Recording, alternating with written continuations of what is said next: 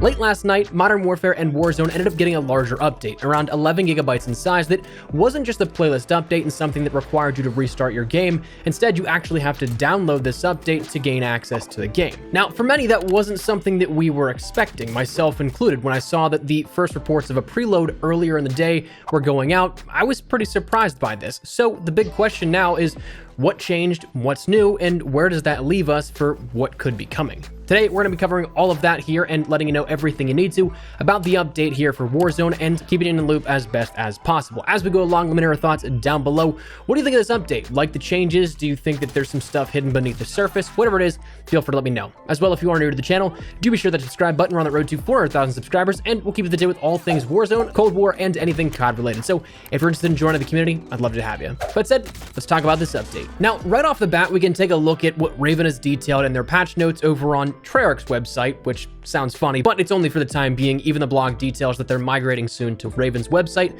for future blogs and updates in relation to Warzone, since they're the ones primarily handling development and support. Overall, the blog itself is relatively surprising because for around 11 gigabytes, there's not a whole ton that you'd expect to see. So let's run down these changes that were made. Right away, they hit us with the perhaps biggest change out of this update, a fix to the infinite stim glitch, taking away the ability for players to get into a state of having unlimited stuns and stims and other equipment, which in the case of the stim glitch, they could run off into the gas, hide, and then wait for other players to simply end up killing each other or to die to the zone itself while just infinitely healing. This is huge because this has been a big problem for a long while now, popping up on numerous occasions for the past few months. Will it pop up again? That's the big question that we just can't pinpoint right now though. My optimistic side says yes, they're finally going to take care of this, but my cautionary side also says I'd expect someone to figure out how to do it again because we've seen it pop up 5 additional times since the initial exploit that we saw months ago. So we'll just have to wait and see, but that was mentioned to be fixed here if these patch notes are to be believed. The general section of the patch notes also included information on the XP rewards in the Kingslayer mode being adjusted. These XP variations were made to be more in line with the Verdansk BR. So it's sort of in an effort to normalize XP rewards across the various game modes and make them all uniform and in line with each other. We also did see that there was a little bit of weapon tuning to Cold War weaponry, though not necessarily in anything that would be too exciting like damage adjustments or anything like that. Instead, this focused on a big problem that these weapons had, in which that was the reload times. They would be longer than other weapons, and especially when you equipped stopping power. With stopping power, if you did that in particular on Cold War weapons, it would add an extra 1.5 to 2 seconds before you could go and get back into the action, and that ammo was actually loaded in.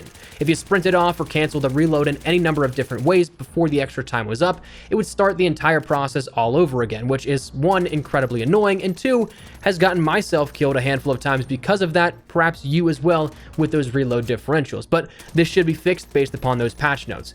Additionally, Raven has stated that they fixed certain operator missions for Stitch for the tracking, or I guess lack thereof tracking. They also stated that they fixed a visual issue for the heavy-handed sledgehammer in the armory. They stated that they fixed an issue where at high-level prestiges, progress towards the next level was shown in the barracks for seasonal progression and did not match what was actually shown at the top banner of the UI. They stated that they had a few changes to the store and subsequently removed tier skips from Modern Warfare bundles, which that one I don't quite understand, admittedly. They ended up mentioning the preview of the Bruiser Cord watch in the Hotshot bundle should now display the proper time, and they fixed various minor issues including images, icons, and names in the shop.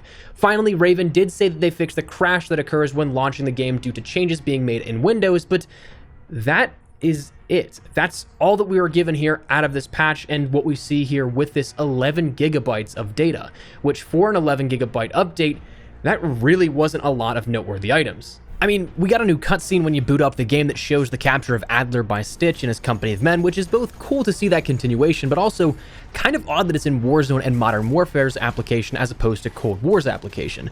Also, we saw that the operator tab in Warzone is now entirely broken and you can't change your operator, but other than that, what accounts for that amount of data? Now, maybe this has something to do with the shop because we did see an update here with this one. We also did get new playlists, which Raven confirmed earlier in the evening as well, that include your solos, duos, trios, and quads normally, but Armored Royale returns for Verdansk in the BR there. I'm not really a huge fan of that one. We see Resurgence Trios coming back as the featured mode for Rebirth, and then Plunder Quads being reintroduced, in that place removing Blood Money Trios from Plunder. As for those shop items that were introduced introduced here at this, we saw a couple of new ones introduced in the featured category, those including the Zombie Dozer and the Scout Team bundles. The Zombie Dozer being actually in the featured category. He comes along with the Killer Operator skin for Bulldozer and is that skin that we saw in the reloaded key art. But this bundle for 2,400 COD points comes along with the Belligerent skin, the Blood Dozer and Crimson Dozer blueprints, the Broken Skull charm, the overpowered finishing move, the Fractured Fear emblem, and the Obliteration calling card. All looking pretty good, and again for 2,400 COD points. Then the Scout Team bundle for 1,200 COD points, you can get the outfit that Adler had on at the time of his capture. You can get that for your operator, along with the field map watch, firing position emblem, and the return fire calling card. Now, if you're interested in either of these items and you'd like to support the channel a little further, like Michael, Kane, Darth, and Drivers have, you can use code Espresso in the in-game shop. If you decide to do so, which is totally optional, feel free to tweet me a picture. I'd love to shout out some of your generous support. But anyways, that's what was added to the shop as of this update. But as we mentioned, on the public side of things, that caps off what we have. So the big question now turns to what in the world made it so large of an update? The most interesting part to me is that there's still a ton of things that were persisting, that were problems within Warzone that haven't been acknowledged or mentioned here out of this, like the loadout phrasing. That's been something that's been stated as being looked into. Things like the Grinch operator skin that goes invisible, the heartbeat sensor and ghost issue, Cold War weapon attachments not doing what they say they do in the menus. That sort of stuff wasn't publicly acknowledged, and while right now, as of recording this, it's a little too early to say if they actually were and just weren't mentioned, it's interesting to me that those things don't seem to be touched on the surface. So if that stuff didn't happen, well, what did? If I were to guess, I think within the next 24 hours, we're going to see a lot of clarity on what may be behind the curtain. This feels like an update that on the surface isn't much, but it could be in preparation for something else, perhaps preparing on the back end for Season 2 content. If that's the case, we'd likely get more and more information about the coming weapons for Cold War Season 2, perhaps an update in some progressive builds for things like Soap, the CX-9, the Psychov, the other maps that we'd seen in Modern Warfare, and other items like that. Perhaps it could be even something that leads up to what will then be the Warzone 1-year update. Now, right now, there's that big rumor that we'll end up getting a brand new map and some major changes for Warzone, but in the game files, there's not a whole ton that actually points towards that we know of right now.